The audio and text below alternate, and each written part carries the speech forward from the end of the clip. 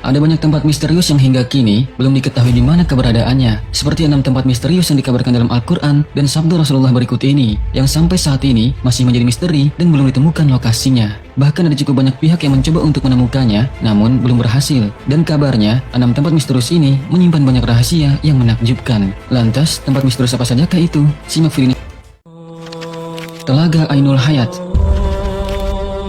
Menurut beberapa ahli tafsir dikatakan, Ainul Hayat merupakan air kehidupan yang bisa memperpanjang usia manusia. Barang siapa yang meminum airnya seteguk saja, maka hidupnya akan abadi. Kehidupannya dijamin oleh Allah Subhanahu wa Ta'ala hingga kiamat, kecuali dia memohon kepadanya untuk dimatikan.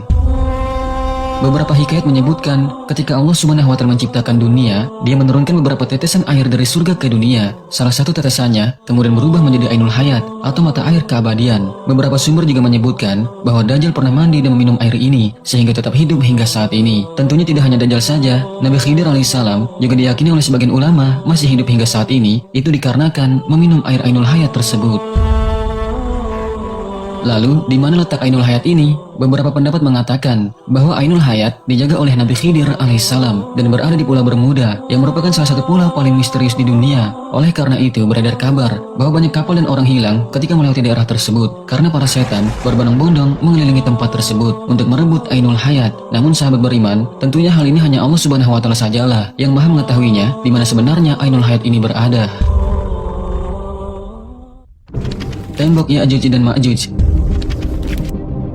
Tembok Ya'juj dan Ma'juj yang disebut dalam Al-Quran dibangun oleh Raja Dzulqarnain. Sampai saat ini masih menjadi misteri akan letak keberadaannya. Sebuah kabar mengatakan bahwa sekitar 50 km di utara Beijing ada sebuah desa di kaki bukit yang bernama Badaling. Dari tempat ini, para turis dari berbagai belahan dunia memasuki pintu gerbang menuju tembok besar Cina. Karena saking tingginya, tembok itu disebut-sebut bisa dilihat dari bulan. Akhirnya, banyak orang yang menyangka bahwa itulah tembok yang dibuat oleh Raja Dzulqarnain dalam surat Al-Kahfi. Sedangkan yang disebut Ya'juj dan Ma'jujnya adalah bangsa dari Mongol Utara yang merusak dan menghancurkan negeri-negeri yang mereka taklukkan.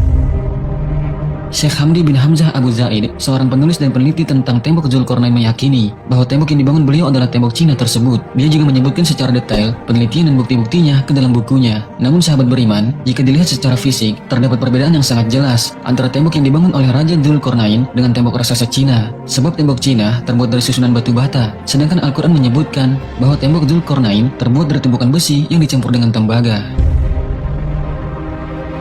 Perlu diketahui juga sahabat beriman, faktanya bahwa tembok Cina ini dibangun secara bertahap selama ratusan tahun dari berbagai dinasti yang memerintah Cina, di antaranya dinasti Han dan Ming. Sementara itu, penjelasan dalam Al-Quran, tembok yang mengurung Ya'juj dan Ma'juj itu dibangun oleh suku bangsa yang meminta pertolongan kepada Raja Dzulqarnain. Dan setelah selesai dibangun, maka beliau pun menyatakan bahwa tembok itu tidak akan bisa dilewati dan dilubangi oleh Ya'juj dan Ma'juj sampai waktu yang telah Allah tentukan.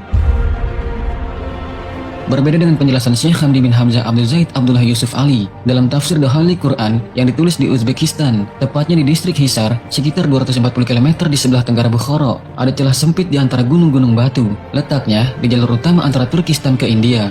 Tempat itu kini bernama Buzgol Khona dalam bahasa Turki, tetapi dulu nama Arabnya adalah Bab Al-Hadid, yang semuanya bermakna pintu gerbang besi. Sayangnya, hasil foto satelit pada koordinat itu sudah tidak ditemukan lagi tembok atau pintu besi tersebut.